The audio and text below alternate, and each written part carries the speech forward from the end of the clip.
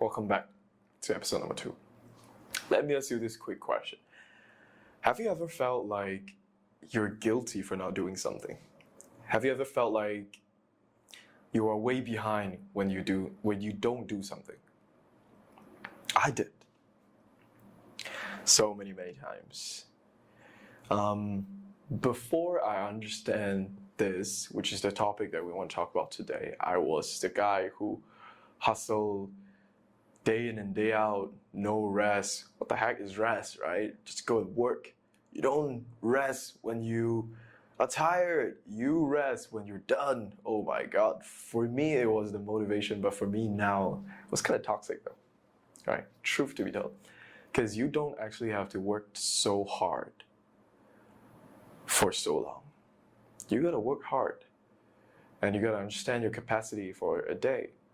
That's a better way to improve productivity. Because when we want to talk about productivity versus not doing anything, right? Then let's talk about productivity. Productivity to me isn't hustling 24/7 every single day or hustling 18 hours every single day and then, just allow myself to rest for 6 hours. Bruh, you're gonna die, bro. Like, this is just not the kind of life that you actually want to live. The thing is, you can actually find success without burning out yourself that much. But sometimes you feel burnout or sometimes you feel a bit overwhelmed, which is okay and which is normal. You just gotta take some time to adapt to it and to actually, digest all the information that's very new to you. And eventually you'll be able to do it. But it doesn't mean that you have to put your head into the work for, 16 hours, 18 hours every single day to hustle. How many of you can actually do that? I tried. I can't. Honestly, it's not, well, people might say, bro, you're weak, you can't. Shut the fuck up, say whatever you want. I found my peace and I found my pace when it comes to working, right? My maximum capacity for a day is 4 hours. How many is yours? You don't even know, right? So your job is actually to go find it and to understand how long can you work deeply in a day to maximize your productivity, and just go and work for that maximum and maximize your productivity. Because what we want to achieve is a long-term success. It's how do you sustain the game? How do you win the game, right? An entrepreneur and being a content creator and doing whatever you do in trying to, start a business, in trying to turn your passion into a profitable business, into, a service, into a product that you want, that is able to solve certain, problems in the market. If you don't know how much you can work, it's very dangerous. And I'm really out of the hustling period of time. Me now, I'd say I'm more about finding the right pace to work and being able to compound the work every single day. Imagine you just, deep work for 4 hours for a day and then you do it continuously for 365 days. That's pretty good. You're actually improving. You're actually, making move. You're actually moving the needle forward. Whereas, let us say, imagine you work 16 hours a day. How long can you sustain? Answer me. How long can you sustain? I couldn't. I'm weak. Maybe. I don't fucking care. Right? How long can you sustain for working 16 hours every single day? You gotta rest. You're a human, right? You gotta take some time to get good quality rest for your body and for your brain and for your soul, right? You can't have no time for this. Just working and get all these, monetary return, the very superficial side of things.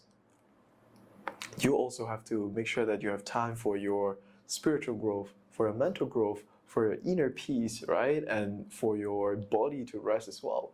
So I would say 4 hours to 6 hours deep work every single day is okay enough. And for the rest, 2 to 4 hours, you can do light work, right? You can do idea generation. You can do things that don't require you to boost out a lot of brain juice, right? And that is the total opposite of the topic that we want to be discussing today, is the art of doing nothing. Have you ever found yourself, when you are not working, you feel guilty and you try to start working, right? Or when you're sitting there, not knowing what to do, then you start scrolling. Start scrolling all day long just to shift your focus from something to nothing. Because honestly, when you're on screen, your focus is not there, right? You can't. Watching short form videos, for a lot of people, they can't learn things from short form videos, honestly. They can't. It's just too fast for a human brain to absorb. And it's good for dopamine. I feel like I can do it. And then when you go back, reality is reality, right? You still gotta go back. You still gotta actually put some time into learning the shit to make things happen. Come on, man. You can't just make a business happen out of a 30-second reel, right? From learning from a 30-second reel and then you can make a business out of it, how many people can actually do it? Less than 1%, I would say. And the thing is this, if you don't understand how to enjoy the longer period of doing things, then you have already set yourself in a wrong expectation and you're already setting yourself to fail. I did that so many times in my life. Set wrong expectations, and the core reason is actually because I didn't know how to set right expectation. And that hurts, that burns, right? It doesn't matter. It comes to this point where I can actually sit down here and share with you my inputs in the art of doing nothing. When I was sitting down, previously when I was sitting down and actually doing nothing, I feel like my body is not mine. I feel like it's not natural for me to, just sit down or just lay down thinking, reflecting, and not actually doing something. At least let me do something, right? The feeling of not having things on the hand and actually having to face your real thoughts is actually very painful. It's kind of deep, but it's actually very painful. And the art of it is not being able to control what you think and to actually have to face what you're thinking, right? It could be a painful past memory. It could be a future that you're longing for. It could be something that you ate today. It could be, something that you did yesterday. You want to do tomorrow. And having all these thoughts, mingle around and not being able to actually control them is painful. That is what we call the art of doing nothing. But when you actually practice it, when you actually practice the art of actually not doing anything, no reading books, no scrolling phone, no watching videos, no listening to music either, just sitting there or laying down there, you will find ultimate peace in your brain and in your body. That's true. I tried that. In the first, I'd say 2-3 hours, it was like, fuck man, I can't do this anymore. So I need my phone. I need my phone. I can't do this anymore. The same feeling happened when I was in a cold plunge. It's exactly like the first minute in the cold plunge or the first 30 seconds in a cold plunge. Your body is trying to adapt. Your mind is struggling to adapt. Your mind is kind of telling you, oh, it's not comfortable. It's not what you want. Get out, get out, get out. The same happened when you were practicing the art of doing nothing. So that you have time to focus on yourself, focus on the present moment, to first being able to pay attention to your mental, and second, being able to pay attention to your physical reaction, and third, being able to pay attention to what's happening around you. How many times have we actually ignore what's happening around us just because we're too focused on the things that we are doing. Not us though, the things that we are actually doing, right? I feel like we have to sometimes take some time to do nothing. It sounds cliche, but to cleanse your soul, right? To reset your brain and to kind of reset your body, the whole mode, to be able to go further. And when you combine the art of doing nothing, when you have time, or you have to actually, set time for it.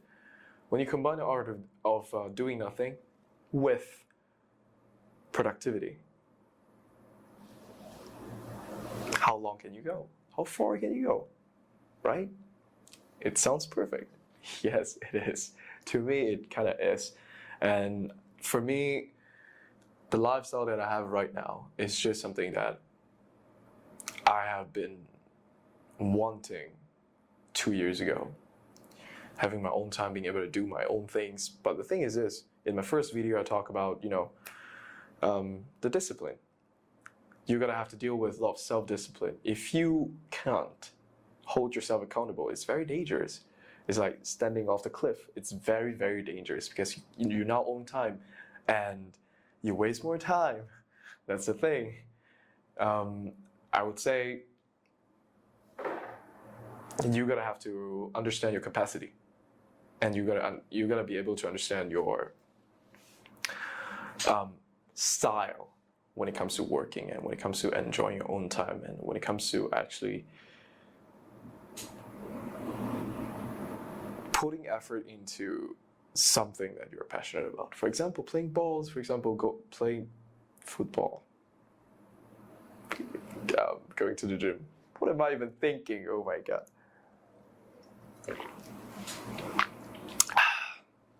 Let me share with you a little bit of story about the 14-year-old me.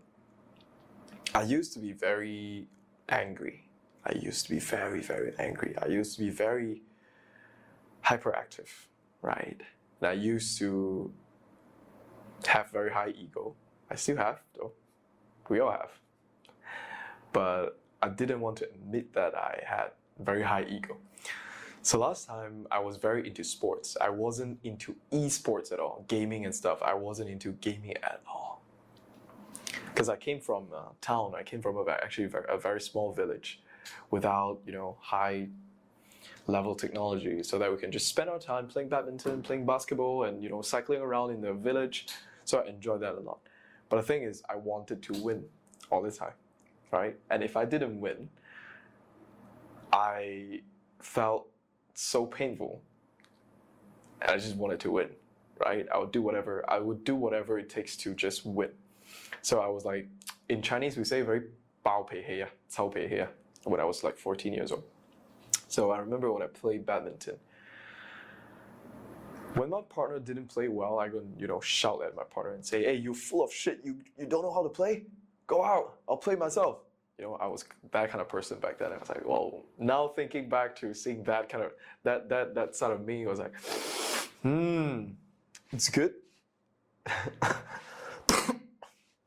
It's good that I realized it, and it's good that I changed. It's not a shame to say. It's just a story to tell. And because of that, always feeling angry, always feeling the urge of winning, I couldn't sit down. I found myself really, really hard to sit down and concentrate in one thing, or actually not concentrate in anything. It's just so hard for me to sit down. I have to keep moving. I have to keep thinking. how I win this game. I gotta keep moving. I gotta keep doing things so that I feel like I'm actually in the present. There was a past me. And I got no peace at all. The thing is, I got no peace of mind at all when I was young. None at all. And then I discovered this. It's not easy to do, but I feel like it will be very rewarding if you actually try it out. It's called the art of doing nothing. Now stop this video and go and practice the art of doing nothing. And let me know how you feel after that. I'll see you in the next one. Shoo.